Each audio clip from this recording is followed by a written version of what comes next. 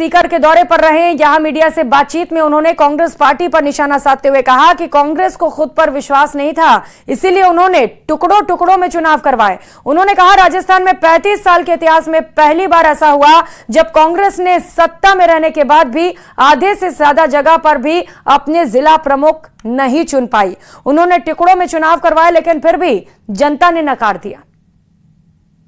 तीसरे बार माननीय प्रधानमंत्री नरेंद्र मोदी जी के नेतृत्व में एनडीए की सरकार बनने के बाद में पहली बार मुझे आज सीकर की इस पवित्र धरती पर आने का सौभाग्यपूर्ण अवसर मिला। सभी कार्यकर्ताओं से बातचीत करने का अवसर मिला है। मैं मीडिया के साथियों को, भारतीय जनता पार्टी परिवार के सभी सदस्यों को 62 साल बाद में पहली बार लगातार तीसरी बार किसी एक पार्टी को, किसी एक नेता को प्रधानमंत्री बनने का अवसर प्रदान करने के लिए राजस्थान की जनता का, शेखावाटी की जनता का, सभी का हृदयपूर्वक अभिनंदन करता हूं, धन्यवाद करता हूं। और अब बात उन जवानों की जिन्हें आज देश सलाम कर रहा है, जिनकी शहादत को उम्र भर याद रखा जाएगा। जम्मू कश्मीर में आतंकी हमले में शहीद झुंझुनू के 2 जवानों का गमगीन माहौल में अंतिम संस्कार किया गया। शहीदों के सम्मान में तिरंगा यात्रा निकली। इस यात्रा में भारी भीड़ उमड़ी। ये रिपोर्ट देखिए।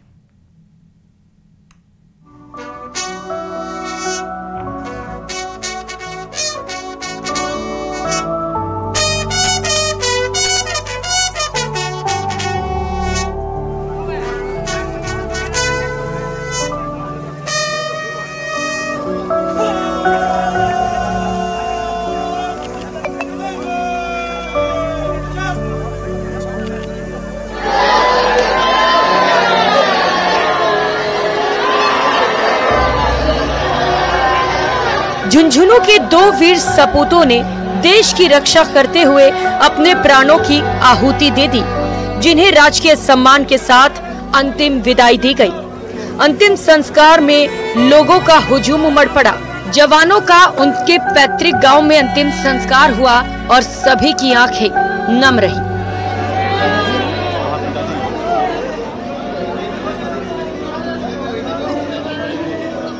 ये गोली जो चली थी, ये अजय और विजेंद्र पे नहीं, ये भारत के ऊपर चली थी और इन 2 योद्धाओं ने अपनी छाती आगे करी, उस गोली को, उस हमले को रोका।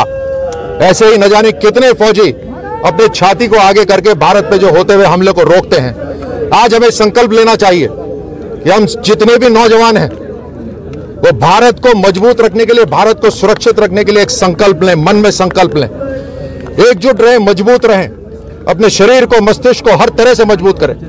भारत आर्थिक रूप से इतना मजबूत हो जाएगा कि पाकिस्तान की हिम्मत नहीं पड़ेगी भारत की तरफ देखने की।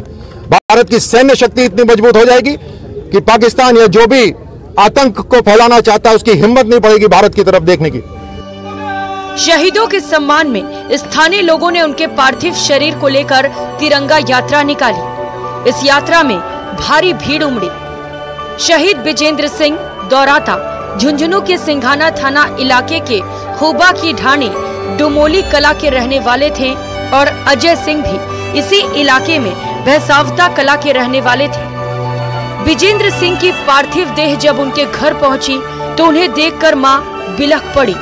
वहीं विजेंद्र सिंह के बेटे ने अपने दादा की गोद में बैठकर पिता के अंतिम दर्शन किए।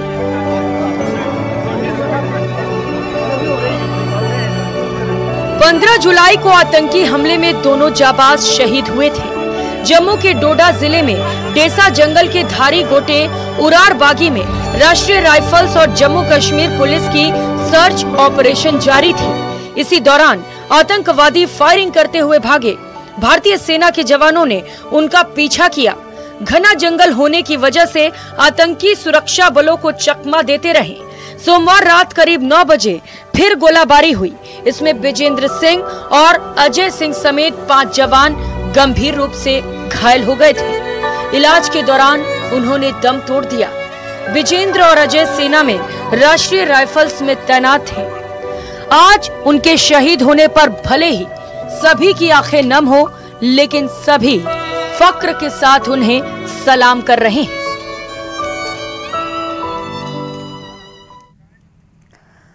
खबरों में आगे बढ़ते हुए बात कोटा की, जहां पर 10 साल पहले बहुचर्चित रुद्राक्ष हांडा हत्याकांड के मास्टरमाइंड अंकुर पहाड़िया की जयपुर की खुली जेल में कनपट्टी में गोली लगने से मौत हो गई।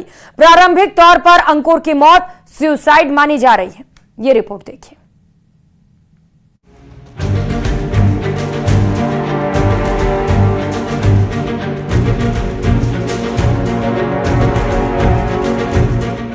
कोटा के रुद्राक्ष हत्याकांड के मास्टरमाइंड ने किया सुसाइड।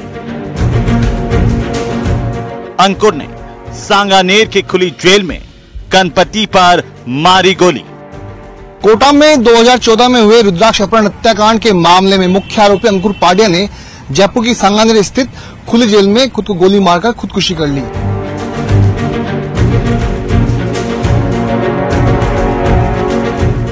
जेल प्रशासन के मुताबिक मंगलवार शाम को अंकुर खुली जेल में अपनी कोठरी में मौजूद था।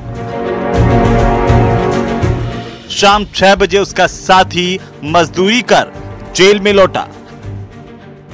जब कमरे में जाकर देखा तो अंकुर लहूलुहान पड़ा था। अंकुर के हाथ के पास एक देसी पिस्टल पड़ी थी। साथी की सूचना पर जेल कर्मी बैरक में गए। इसके बाद अंकुर को महात्मा गांधी अस्पताल पहुंचाया गया, जहां डॉक्टरों ने उसे मृत घोषित कर दिया। महीने भर पहले बीकानेर से जयपुर शिफ्ट किया गया था अंकुर। 5 साल के रुद्राक्ष हत्याकांड में अंकुर को सुनाया गया था मृत्युदंड। अच्छे आचरण को देखते हुए खुली जेल में किया गया था शिफ्ट। अंकुर पहाड़िया को करीब 1 महीने पहले यहाँ पर शिफ्ट किया गया था। उससे पहले वो बीकानेर की खुली जेल में था। अच्छे आचरण की वजह से अंकुर पहाड़िया को सांगानेर की खुली जेल में लाया गया और यहीं पर बताया जा रहा है कल शाम को अंकुर पहाड़िया ने कनपट्टी पर गोली मार ली।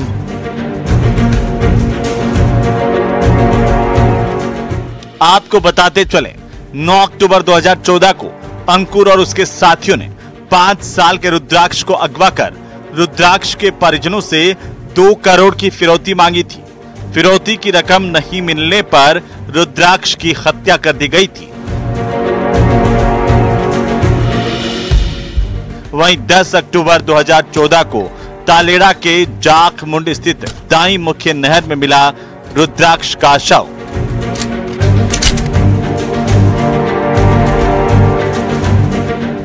पुलिस ने इस मामले में मुख्य आरोपी अंकुर और उसके साथी दिल्ली निवासी करणजीत सिंह को गिरफ्तार किया था। आज उसका शव महात्मा गांधी हॉस्पिटल के मुर्दाघर में रखवाया गया है। बहरहाल मजिस्ट्रेट की जांच यहां पर की जा रही है और पूरे मामले को देखा जा रहा है कि आखिरकार इसकी वजह क्या रही। कैमरा पर्सन अविनाश के साथ विष्णु शर्मा, न्यूज 18 राजस्थान, जयपुर। उधर करौली के वजीरपुर गेट के पास राजकीय बालिका उच्च माध्यमिक स्कूल में एक छत की पट्टियां टूट गई। गनीमत यह रही कि हादसा रात को हुआ। उस समय स्कूल में कोई नहीं था। घटना की जानकारी आसपास रहने वाले लोगों ने स्कूल स्टाफ को दी है।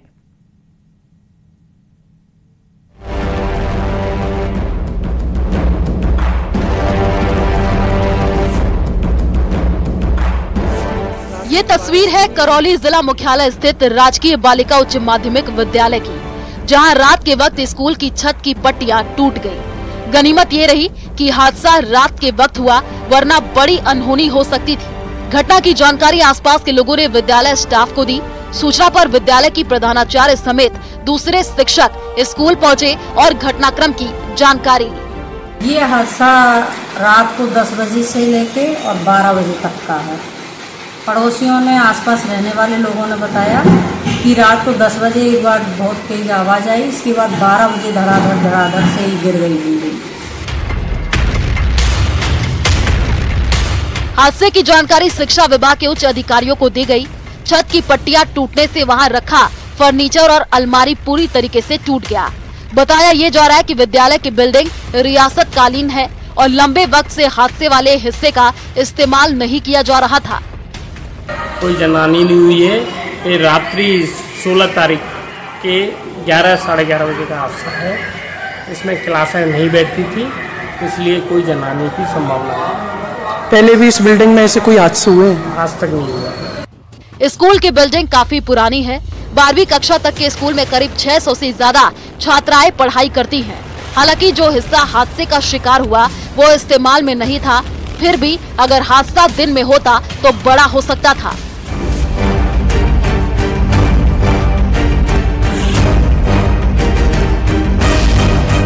करौली के बाद अलवर के महात्मा गांधी राजकीय अंग्रेजी माध्यम विद्यालय से भी जर्जर भवन की तस्वीरें सामने आई है। यह स्कूल के कमरों की छत का प्लास्टर टूट करके गिर रहा है। कमरों में लगातार सीलन आ रही है।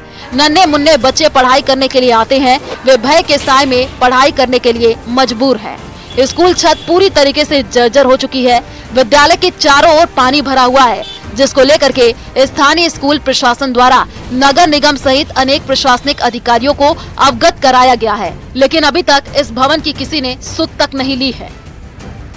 हाँ, हमने एक हफ्ते से हम बात कर रहे हैं। पार्षद को हमने 2-3 बार फोन कर दिया। 2 पार्षदों को इस एरिया में 2 पार्षद लगते हैं, तो हम दोनों को फोन किया है, लेकिन वहाँ से भी कोई कार्रवाई नहीं हो रही है। शिक्षा के मंदिर का ऐसा हाल हैरान करने वाला है। एक तरफ रात के वक्त करौली में स्कूल में हादसा, तो दूसरी तरफ अलवर में डर के साए में बच्चों की पढ़ाई शिक्षा व्यवस्था पर सवाल खड़े करते हैं। Bureau report, news 18।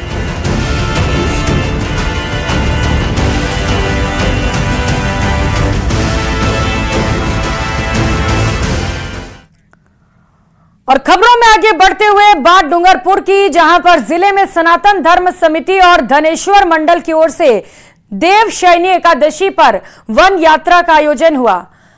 तो सनातन धर्म समिति के महासचिव मुकेश श्रीमाल ने बताया कि शहर के मुरलीधर मंदिर से 300 महिलाओं और 150 पुरुषों के सानिध्य में वन यात्रा निकाली गई।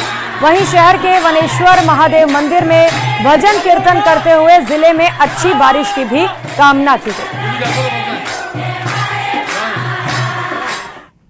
धनेश्वर मंडल द्वारा आज शयनी एकादशी के उपलक्ष्य में पुरातन संस्कृति और प्राचीन संस्कृति को ध्यान में रखते हुए एक वन यात्रा का आयोजन किया गया। 4:30 बजे सांडेश्वर मंदिर में पहुंची, जहां पर सभी सनातनी महिलाओं द्वारा लक्ष्मी देवी, राजकुमारी जी और भूपेश जी, गणेश लाल जी और जितेंद्र जी साथ के नेतृत्व में बड़ी भजन मंडली का आयोजन किया गया और भजन करते हुए ईश्वर से अच्छी वर्षा की कामना भी